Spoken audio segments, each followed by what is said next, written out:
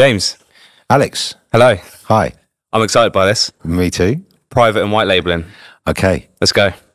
what do you want to talk about? What's the difference? Let's go straight into it. Okay, differences between white and private labeling. So white labeling is where you take a generic product that a manufacturer's made and you put your brand on it. So an example of that is Alibaba is a huge white labeled site, and you can see, you've only got to look at Amazon and see hundreds of products where they're all exactly the same. They all look exactly the same. They've all got the same features. They've just got a different label on them, a different brand name.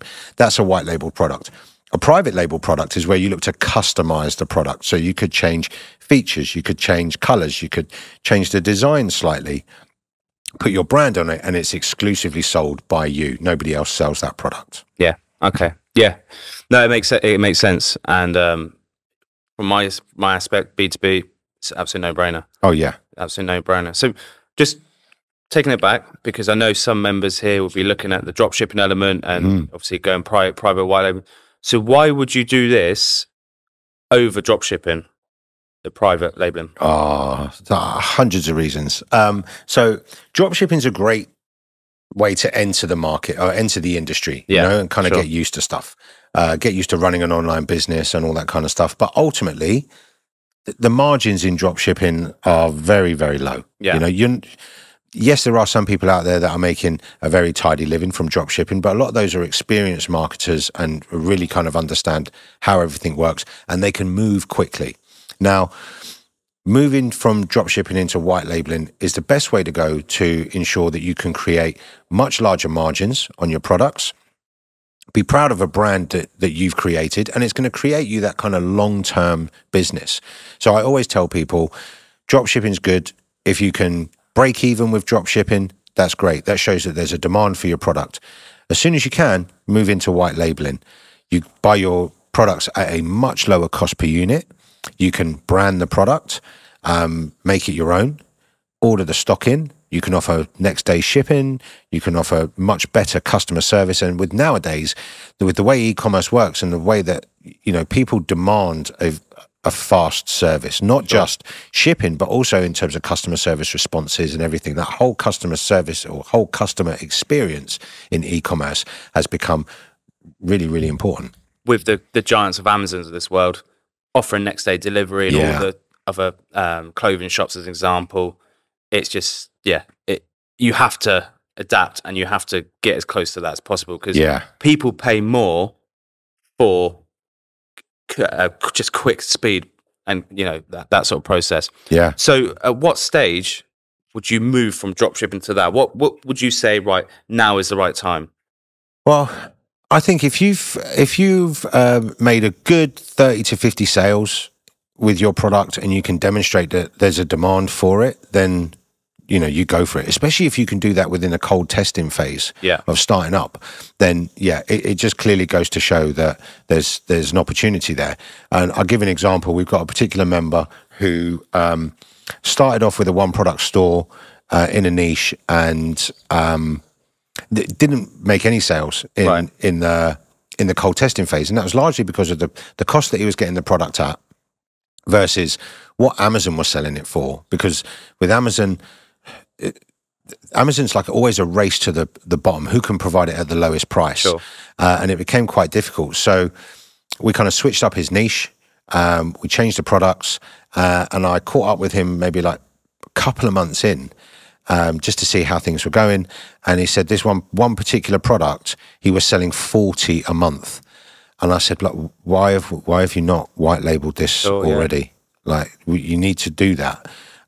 He then moved from the product costing, so selling the product at around about 40 quid, but buying the product drop shipped for somewhere around 30 to the high 20s to low 30s. By moving into white labeling, actually what happened was he managed to get that product at a cost of £12 a unit and still managed to sell it at £42 a unit. And he was going through 50 every 2 weeks. So it clearly demonstrates that, you know, you've got a much bigger margin. You can offer faster shipping times, which ultimately those faster shipping times will increase conversions. So white labeling. Absolutely. It's a no-brainer. So look, there's training provided, you know, and obviously there's the experts to obviously provide the the expertise within this as well. But very, very dumbed down approach. How would you even go about the process of building a private or white labeling product or brand? So I guess if on a white labeling product, it's fairly simple. You know, there's hundreds of marketplaces out there, and Alibaba being the biggest one. Yeah. You know, I'd always start with them. Looking for a product, I'd find the product on Alibaba. I'd contact the supplier.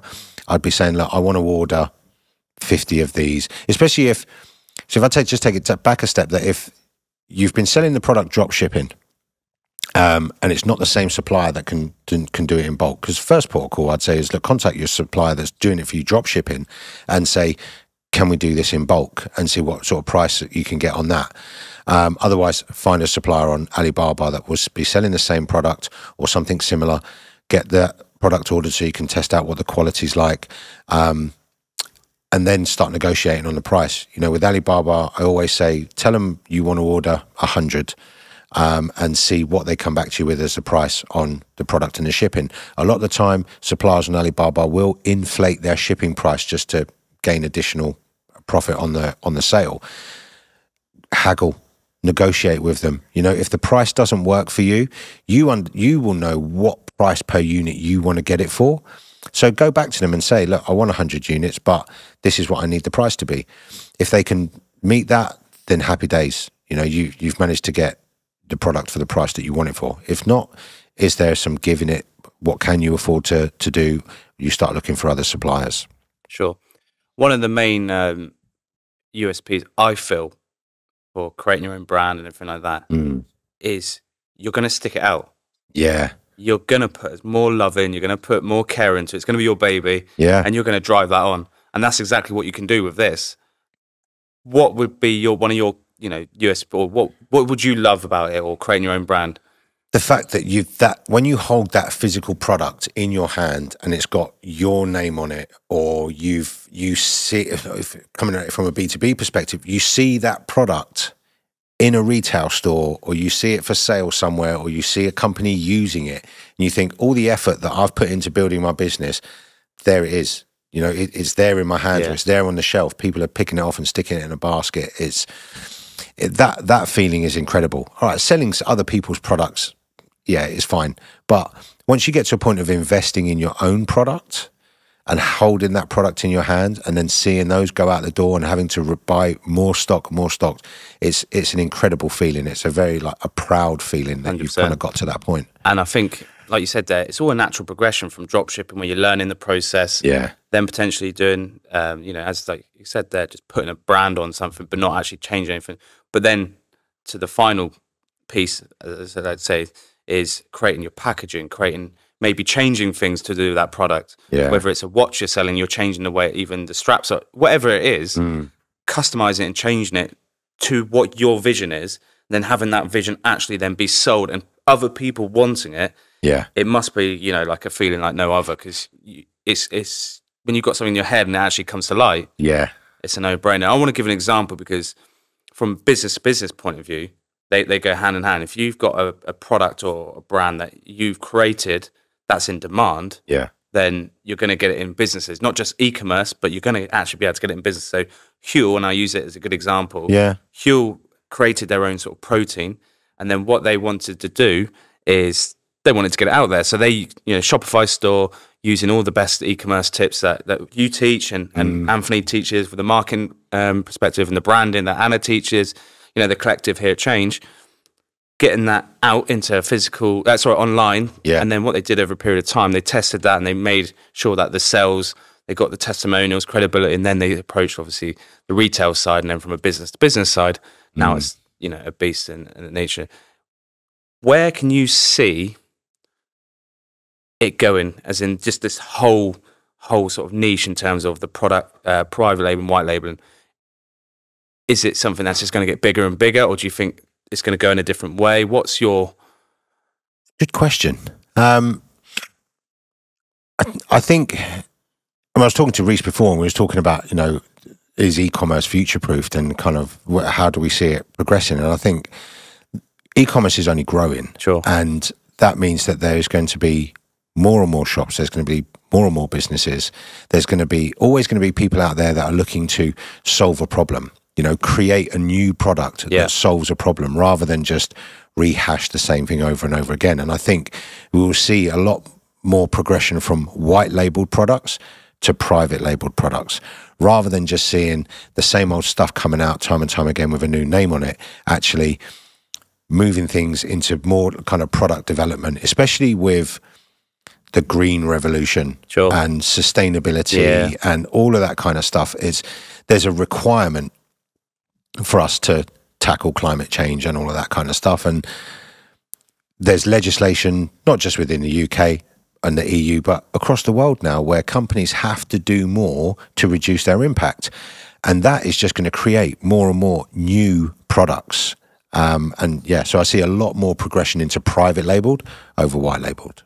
There we go. So everyone's got something to look forward to. Private labeling, white labeling, from dropshipping to that, get into it as quick as possible. Definitely, and like you said there, it can be, you know, done from a B2B point of view and strictly e-commerce. James, it's been a pleasure.